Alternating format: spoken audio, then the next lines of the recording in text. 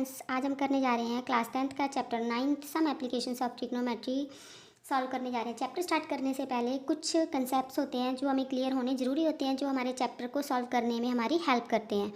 अगर हमारे concepts clear हैं तो चैप्टर को एक्सरसाइज सॉल्व करना हमारे लिए बहुत ही ईजी हो जाता है। इसलिए सबसे पहले हम इस चैप्टर का कंसेप्ट क्लियर करेंगे। इस चैप्टर में हमें क्या पूछा गया, क्या गिवन है, कौन से एंगल कैसे बनते हैं, ये सब हमें पता होना चाहिए। इस कंप्लीट चैप्टर में हमारे पास दो ही चीज़ें हमें फाइंड आउट करनी है, एक एंगल ऑफ एलिवेशन फाइंड करना है या फिर angle of depression.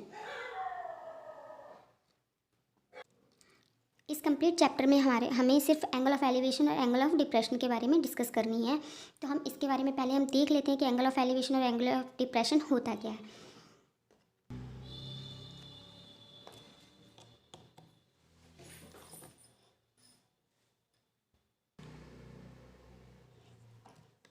Angle of elevation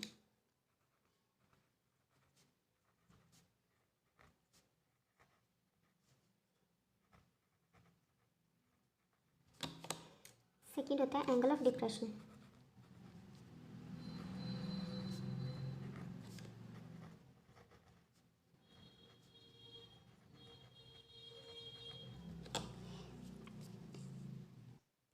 सबसे पहले हम डिस्कस करेंगे एंगल ऑफ एलिवेशन के बारे में। एंगल ऑफ एलिवेशन होता क्या है? एंगल ऑफ एलिवेशन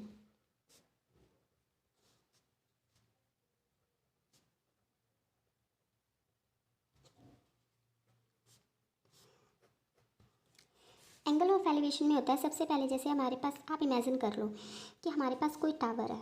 ये हमारे पास कोई एक टावर है, मान लो बी सी हमारे पास कोई टावर है बी सी, और यहाँ पर ए पॉइंट पर कोई पर्सन खड़ा हुआ है। ए पॉइंट पे कोई पर्सन खड़ा हुआ है हमारे पास, ये कोई पर्सन खड़ा है ए पॉइंट पर। ये ए पॉइंट से जो पर्सन खड़ा हुआ है, ये जब अपनी आइज़ के साथ टावर के टॉप पर देखता है, ये टावर का टॉप पॉइंट है, टावर के टॉप पर देखता है, तो ये पर्सन की आइज़ से टावर के टॉप तक जो लाइन जाती है, उस लाइन को हम बोलते हैं line of site. Line of site. और एक लाइन, एक हॉरिजॉन्टल लाइन पर्सन की आइज़ से ग्राउंड पर जाती है। जो पर्सन की आइज़ से ग्राउंड पर हॉरिजॉन्टल लाइन जाती है टावर के बॉटम तक, बॉटम पॉइंट तक, ये लाइन हमारी क्या होती है? हॉरिजॉन्टल लाइन होती है, और इसे हम क्या बोलते हैं? बेस लाइन होती है ये हमारी। और जो टावर की हाइट है वो हमारा क्या होता है? परपेंडिकुलर होता है। अब इसमें हमारे पास परपेंडिकुलर क्या होता है? टावर की हाइट होती है। जो पर्सन की हाइट पर्सन की आइज़ से टावर के बॉटम पॉइंट तक लाइन जाती है, उसे हम बोलते हैं लाइन ऑफ हॉरिजॉन्टल लाइन बोलते हैं उसे। और जो आइज़ से लेके टॉप तक टावर की लाइन जाती है, उसे हम बोलते हैं लाइन ऑफ साइट।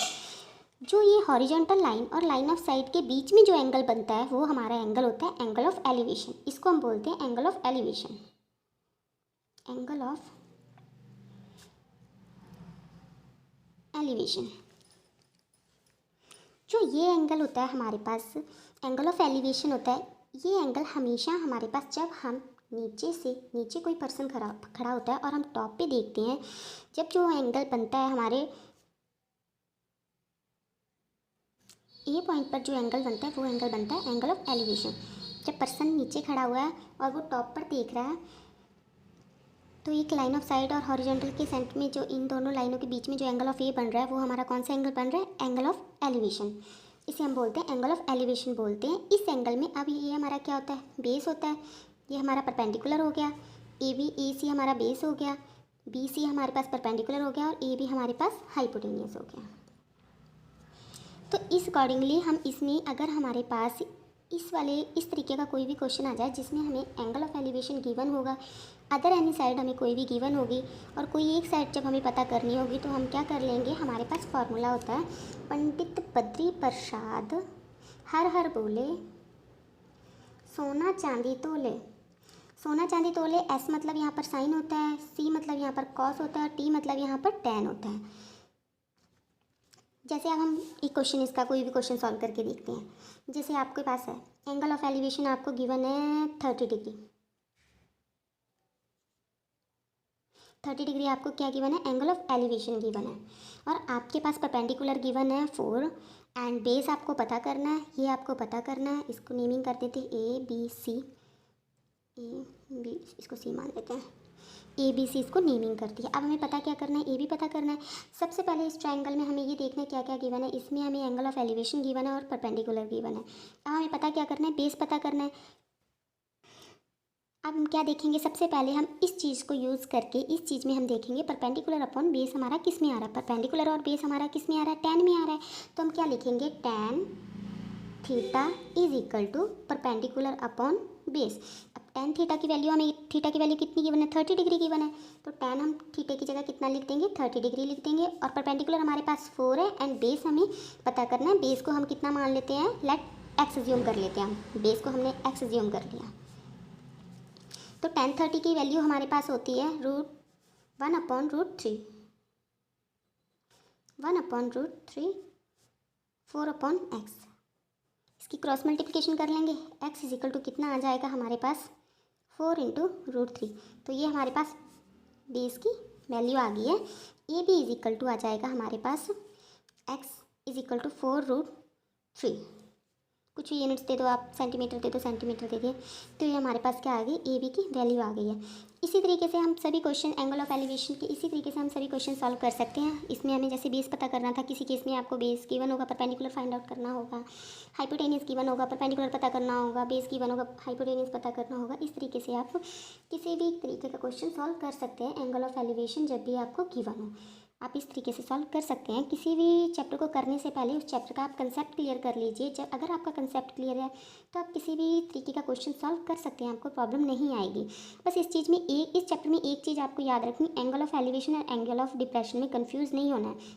जब भी पर्सन ग्राउंड पोजीशन पे खड़ा हुआ है और वो टॉप की तरफ देख रहा है तो आपका हमेशा जो एंगल बनेगा वो एंगल ऑफ एलिवेशन बनेगा। अब एंगल ऑफ डिप्रेशन के बारे में हम डिस्कशन कर लेते हैं। अब हम डिस्कशन कर रहे हैं second point, angle of depression. Angle of depression हमारे पास क्या होता है, एंगल ऑफ डिप्रेशन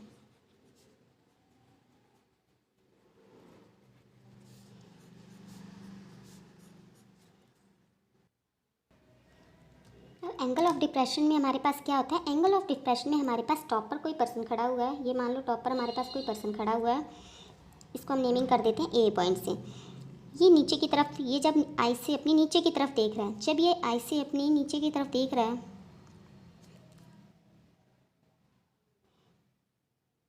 जब ये नीचे देखेगा तो ये जो इसकी आई से लेके ग्राउंड तक जो जब ये देखेगा कोई ऑब्जेक्ट, मान लो यहाँ पर हमारे पास कोई बॉल है, ये छत पे खड़ा हुआ है, छत से नीचे देख रहा है, बॉल की तरफ देख रहा है। मान लो ये हमारे पास बॉल है, इस बॉल की तरफ देख रहा है। जो पर्सन की आई से बॉल तक जो लाइन होती है वो हमारी लाइन कौन सी होती है, line of site, line of site. और जो पर्सन की आई से सीधी लाइन जाती है इसे हम बोलते हैं हॉरिजॉन्टल लाइन, हॉरिजॉन्टल लाइन बोलते हैं इसे, ठीक है।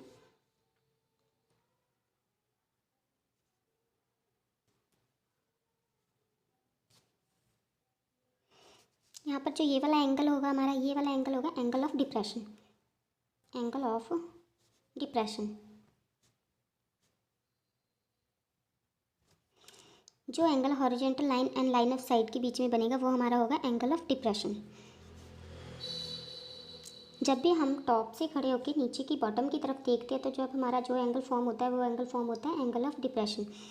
अब इस एंगल पे, इस एंगल को जब हमें ये एंगल गिवन होगा तो उस टाइम में हमें हमारे पास किस तरीके से डायग्राम बनेगी, किस तरीके से हम क्वेश्चन सॉल्व करेंगे, वो मैं आपके सामने एक एग्जांपल लेके सॉल्व करके दिखाती हूँ। मान लो हमारे पास कोई भी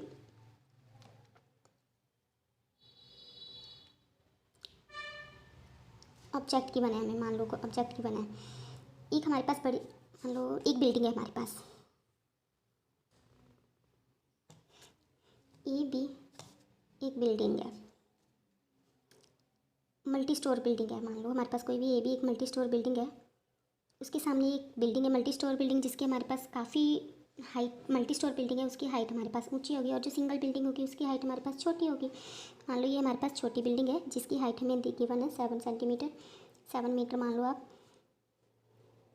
ये इसकी बॉटम है, बॉटम है, ये भी हमारे पास कितनी हो जाएगी, 7 मीटर हो जाएगी। इस बिल्डिंग की जो सिंपल बिल्डिंग है, इस बिल्डिंग के टॉप से जो मल्टी स्टोर बिल्डिंग के टॉप तक जो एंगल बनेगा,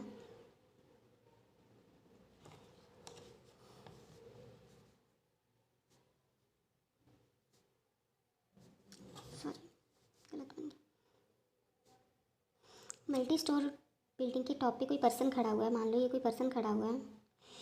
इस पर्सन के, ये पर्सन जब नीचे की तरफ इस बिल्डिंग, छोटी बिल्डिंग के टॉप पे देखता है, मल्टी स्टोर बिल्डिंग के टॉप से छोटी बिल्डिंग के टॉप पर देखता है, तो एंगल ऑफ एलिवेशन हमारे पास, एंगल ऑफ डिप्रेशन हमारे पास बनता है 30 डिग्री का। हमारे पास एंगल ऑफ डिप्रेशन कितना बन रहा है? 30 डिग्री बन रहा है।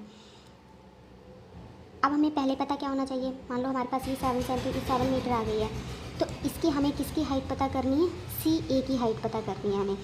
CA की हाइट पता करने के लिए हमारे पास सबसे पहले क्या होना चाहिए? कुछ तो हमें ये वाला एंगल पता होना चाहिए, क्योंकि एंगल ऑफ एलिवेशन अगर हमें पता होगा तो हम हाइट पता कर सकते हैं। मान लो टोटल हाइट हम इसकी मान लेते हैं h, मान लेते हैं टोटल हाइट हमने h मान ली, तो AC बिल्डिंग की हाइट हमारे पास कितनी हो जाएगी? H-7 हो जाएगी हमारे पास।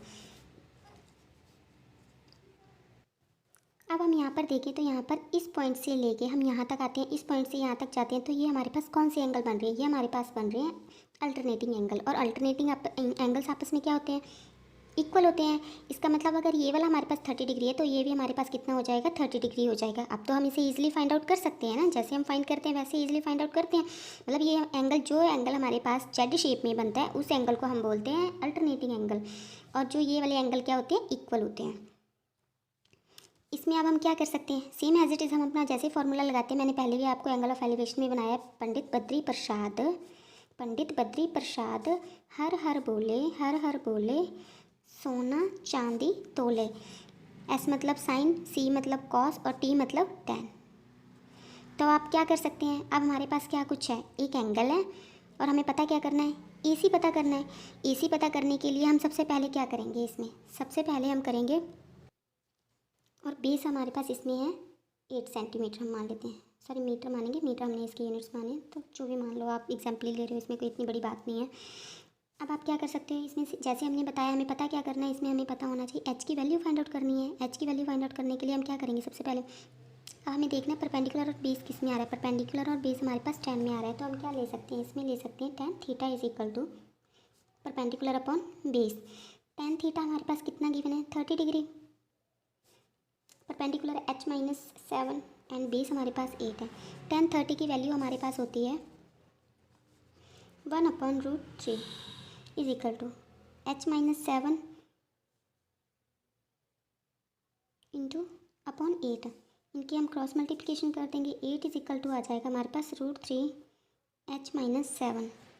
इसे हम आगे सॉल्व कर लेंगे। 8 is equal to 8√3 into H-7√3। अब हमें यहाँ से h की वैल्यू पता करनी है, तो हम क्या करेंगे? h को इधर ही रहने देंगे और इस वाली टर्म को हम दूसरी साइड ले जाएंगे, तो हमारे पास हो जाएगा 8-7, इधर माइनस का इस साइड जाके प्लस का हो जाएगा, sorry 8 + 7√3 is equal to H√3। अब इसमें से कुछ कॉमन नहीं निकल रहा है, हमें सिर्फ h की वैल्यू पता करनी है, तो हम h को इधर ही रहने देंगे, ये इधर मल्टीप्लाई में, दूसरी साइड ये डिवाइड में हो जाएगा। 8 + 7√3 डिवाइड बाई √3। इस तरह की जब भी वैल्यू आती है तो हमें क्या करना होता है? रूट की वैल्यू को हमें हमेशा सिंपल फॉर्म में लेके आना होता है, तो हम इसको क्या करते हैं? इसका रैशनलाइज कर देते हैं, मतलब √3 को ऊपर भी मल्टीप्लाई कर देंगे, √3 को नीचे भी मल्टीप्लाई कर देंगे, तो हमारे पास आ जाएगा, जब इनको मल्टीप्लाई करेंगे, √3 इसको मल्टीप्लाई करेंगे, तो हमारे पास हो जाएगा 8√3 प्लस √3 आपस में मल्टीप्लाई होकर सिर्फ रह जाएगा हमारे पास 3 को 7 से मल्टीप्लाई करेंगे 21 आ जाएगा हमारे पास, और √3 को √3 से जब हम मल्टीप्लाई करेंगे थ्रू, तो हमारे पास सिर्फ 3 रह जाएगा। तो हमारे पास h की वैल्यू क्या आ गई है? 8√3 प्लस 21/3। तो ये हमारे पास क्या आ गया? कंप्लीट h की वैल्यू आई है, पर हमें पता क्या करनी थी? सिर्फ AC की वैल्यू पता करनी थी। तो हम क्या करेंगे? इस कंप्लीट h की वैल्यू को इसमें ABC में पुट कर देंगे, तो हमारे पास इसकी वैल्यू आ जाएगी। तो हम क्या करेंगे? अब हम AC की वैल्यू पता करने के लिए क्या करेंगे? कंप्लीट AB की वैल्यू में से BC की वैल्यू माइनस कर देंगे, तो हमारे पास AC की वैल्यू आ जाएगी। तो हम वैसे ही करेंगे, AC इज इक्वल टू हमारे पास आ जाएगी A B minus B C. तो ए बी हमारे पास कितनी है, ए बी हमारे पास एच है, एच हमारे पास ये आ गई 8√3 plus 21 divide by 3 minus B C हमारे पास कितनी है 7। अब हम इनका एलसीएम ले लेंगे तो हमारे पास आ जाएगा √3 इसको जब हम मल्टीप्लाई करेंगे इससे 24√3 माइनस 24 नहीं है तो एज इट इज़ आ जाएगा हमारे पास नीचे 3 है, सॉरी ये आ जाएगा 3, इसका एलसीएम आ गया हमारे पास, ये आ जाएगी 8√3 प्लस 21 और माइनस का 21। ये प्लस का 21 है और ये हमारे पास माइनस का, ये हमारे पास कैंसिल हो जाएंगे। तो ए सी की वैल्यू हमारे पास आ जाएगी सिर्फ 8√3 डिवाइड बाई 3 मीटर। ये हमारे पास का आ गई है सिर्फ ए सी की वैल्यू। इस तरीके से हम एंगल ऑफ डिप्रेशन और एंगल ऑफ एलिवेशन में किसी भी तरीके का क्वेश्चन हो हम सॉल्व कर सकते हैं। आप ये करोगे उसके बाद आपको बिल्कुल इजी लगेगा। पूरी 9.1 एक्सरसाइज इन्हीं कंसेप्ट पे डिपेंडेड है। आप बहुत अगर आप इसका फर्स्ट ये देख लेते हो, आप कंप्लीट इसकी इंट्रोडक्शन देख लेते हो तो आपको ये चैप्टर बिल्कुल भी टफ नहीं लगेगा, बिल्कुल ऐसे ही है ये चैप्टर। Thank you friends. अगर आपको वीडियो पसंद आया हो तो वीडियो को लाइक करें, शेयर करें एंड सब्सक्राइब करें। Thank you.